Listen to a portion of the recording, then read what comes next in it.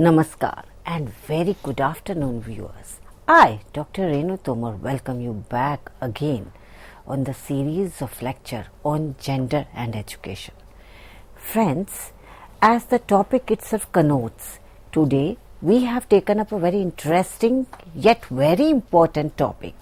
Today we will try to unravel difference between sex, sexuality, gender.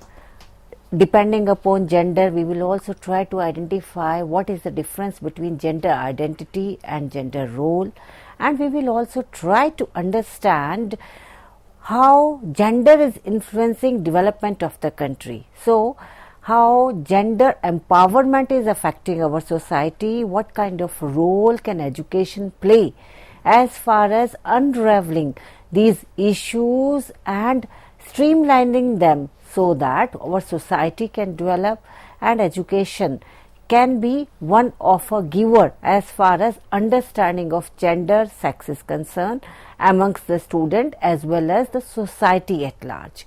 So friends, in today's lecture we will try to understand the concept of gender, sex and sexuality. We will also try to understand what gender bias is, what gender stereotyping is, and how empowerment is influenced by gender in the various societies and how it has resulted in development or the negative effect on the development of the society or community. We will also try to understand what is polyandrous, matrilineal and matriarchal societies in India and their relevance and status of education. We will also try to touch upon some landmarks as far as social reform movements are concerned, which have existed in India, which have resulted in development in the gender issues, streamlining them as well as resulting in lessening of biases or the stereotyping in of the gender. So friends, let us try to understand what is difference between sex and gender. What is sex? Sex in general refers to biological difference between male and females, such as genetic difference as well as the difference of genitalia. The difference between male and female sexes is anatomical and physiological. This is what sex is. This is what sex explains. This is what sex relate to. That is biological difference. In the 46 chromosome, which is common between the men as well as the woman. Woman has X and the man has Y chromosome. So it is the Y chromosome of the male which decides that the men are going to be there as far as anatomically the Y chromosome will decide by carrying the signal to the embryo to begin growing testes, while both men and women have testosterone, estrogen and progesterone. However, women have higher level of estrogen and progesterone and men have higher level of testosterone. So this hormonal difference is what sex is. The hormonal difference between men and women and the difference of the Y chromosome in men. When we have XY, we say it's men. When we have XX, we say it's woman. And having the 46 chromosome, this is the difference between man and woman, and this is what we understand by sex. That is the biological difference between the two. As far as gender is concerned, WHO, that is the World Health Organization, has defined gender to the socially construed characteristics of woman and man, such as norms, roles and relationship of and between groups of women and men. It varies from society to society and can be changed. So from what gender is explained by WHO, we understand that gender is sociological in nature. It is more controlled by norms and roles and it hasn't got much to do with the anatomical aspect of the sexes. It is basically about the relationship between the groups of women and men, and it varies from society to society. How it varies from society to society, this we shall be discussing when we will talking about matrilineal societies, matriarchal societies, patriarchal societies, and how they have been influenced by various changes in the society and how it has existed in the ages before, even in India as well as in the world at large. So, gender identity, from the definition of gender, what we understand is that it is defined as personal conception of oneself as a male or female. The gender identity is different from the gender role, because gender identity is how a person looks at oneself, and gender role is how the society looks at an individual and expects from an individual. So, gender identity is a result of combination of inherent and extrinsic or environmental factors. Inherent means the anatomical factors as well as the environmental factors, while gender role is manifested within society by observable factors such as behavior and appearance. For example, if a person considers himself a male and is most comfortable referring to his personal gender in masculine term, then his gender identity is male. And if the person is taking up to the activities which are being followed by the other male around him in the same community and society, then we would say that the gender role which has been taken up by the person as far as his gender identity is concerned is that of the male, because it is something which he demonstrates typically as male characteristics in behavior, dress or mannerism. Thus, gender role is an outward expression of gender identity, but not necessarily so. In most individuals, gender identity and gender role are congruous. So, now let us try to understand what role can education play as far as gender role, gender identity or understanding of gender is concerned. As far as education is concerned, let us go back to how the gender was being viewed 100 years back. To give you an example, there is a quotation from a very well-known infants department in which it was stated in the trade publication that generally accepted rule is that pink for the boys and blue for the girls. The reason is that pink, being a more dedicated and stronger color, is more suitable for the boys, while blue, which is more delicate and dainty, is prettier for the girls. Unquote. Now friends, from this let us move to 100 years the present era. Which boy would like to wear pink? And pink is a color now which is preferred by the girls, and the pink is usually brought by the mothers for the girls, not for the boys. So this is an example to show that how the gender role changes in the society. The an understanding of the gender changes within the societies as well as it changes within the countries. Like there would be certain communities where the jewelry is only worn by the woman, but there would be certain societies where the jewelry will be worn by men also, and it might be worn just to reflect the richness of the person, of the economical strength of the person. So it depends upon the society from which an individual comes, and it is the, as we can understand, the gender expression is external manifestation of gender. It is expressed through one names, pronoun, clothing, haircut, behavior, voice or body characteristic, and society identify these cues as masculine and feminine. Like the haircut. Nowadays friends, we do find boys also having long haircut, but then again there is a difference between the haircut which is taken by boys as well as girls, but of course we have unisexual haircut as well. Similarly, if you will talk about the clothing, then we have the clothing which suits both the sexes. But of course the pronoun, generally for the boys we use he and for the girls we use she. and even the behavior of the boys and girls is supposed to be different. In fact, if we will go back to 16th to 17th century, we will find that the girls were trained to behave like women and the boys were trained to behave like men, because they were seen as a total different entity. In the modern world, we find that there is no such strong lining between the behavior of man and the woman, the difference between the clothing or the haircut of the man and the woman. They are not such strong characteristics, and there is liberal attitude of the society as far as identity of men and the woman is concerned. So the clothing shows it, and same thing is shown by the haircut also. So now what is being considered masculine and what is considered being feminine may be interchangeable. To conclude, in general terms, sex refers to the biological characteristic and gender refers to the individual's and society's perception of sexuality and malleable concept of masculinity and femininity.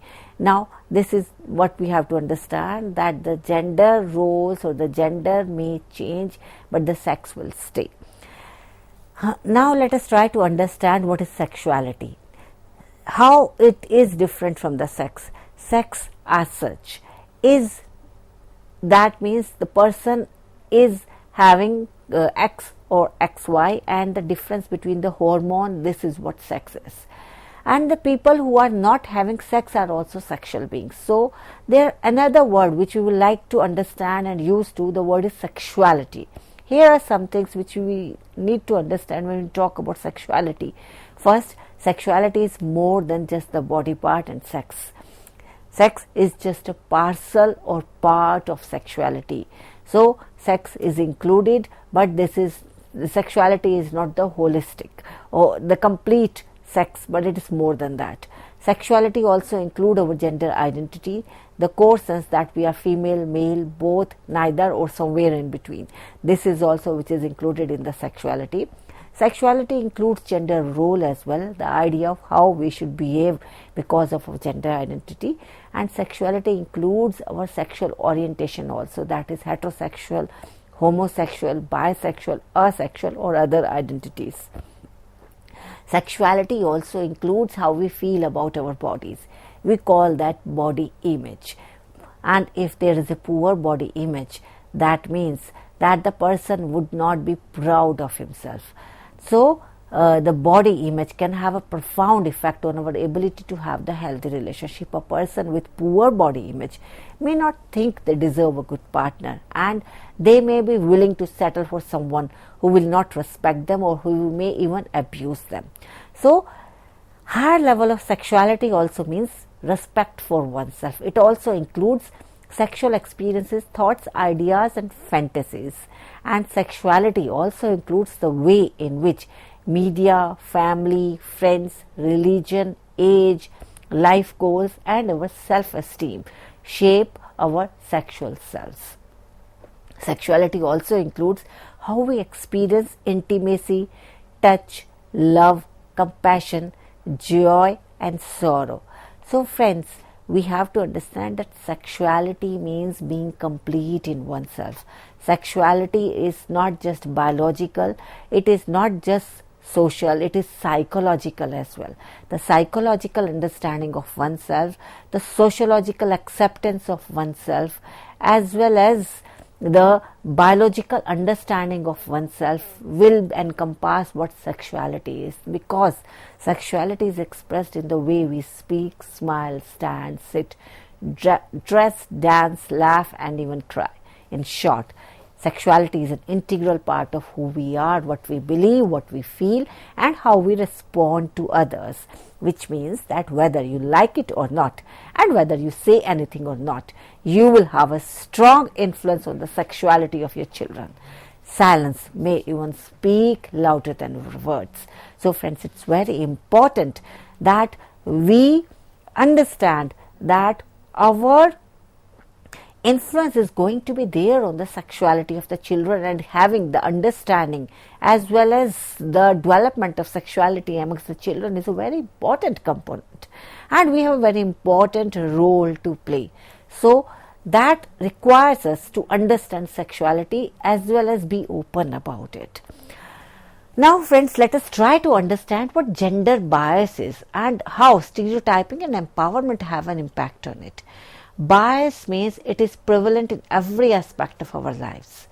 In fact, our brains are hardwired to categorize things which we encounter in order to make sense of the complicated world around us. However, biases can cause us to form prejudices against others, which allow for egregious inequalities to form between different demographics. So friends, from here on what we conclude is that the gender bias results in difference between the genders. It results in one gender looking down upon the other, or one gender looking at oneself in the negative light, looking at oneself as someone who is not competent, who is not someone superior, rather inferior to the other gender, because gender bias generally results in inequalities, and it has tendency to prefer one gender over the another. Like when we would say that maths is something which is meant for men. What does that mean? It is gender bias as well as gender stereotyping, because it is unconscious bias, it is implicit bias which occurs when individual unconsciously attributes certain attitudes and stereotype to another person or the groups of people. Like when we say that the boys are good with maths and the girls are good with languages, we are stereotyping the group of people, we are stereotyping the one gender. This ascribed behavior affects how the individual understands and engages with others. In the today's society, gender bias is often used to refer to the preferential treatment men receive over women, because in most of the societies we have the patriarchal society, and the prejudice here, when we are talking about the gender, the prejudice is against women only, solely on the basis of their sex. So we have to understand that why male and female are to be understood equally. They are the two wings of the society, and development of the society is not possible without balance. Equal growth, equal development, equal opportunity between them is basically responsible for development of the society. So continuous neglect of one is the silent killer of other. Friends, this means that if we are neglecting one gender, that is woman, then the result is that we are killing the other gender as well. We are not just affecting one gender, we are affecting the other gender as well. Just to understand it simply, if we don't have very confident mother, how do we expect the boys to be confident as far as being a male is concerned? So it is very important that we don't neglect any gender. If we neglect one gender, particularly the woman, which is being the understanding whenever we talk about gender bias in the present societies, then the result is that we are killing the men as well.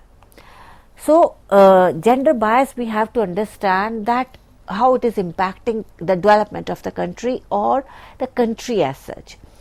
We see that the female literacy rate is rising. If we have a look at the census that was in 2011, then the literacy rate of women is 65.46 in comparison to the male, which is 82.14. We have to understand that the literacy rate of women is rising, but in comparison to man, it is very, very lacking. Why it is happening? This is something which we need to understand. Who are responsible? Is it the society who is sending the kids to the school? It is the parents.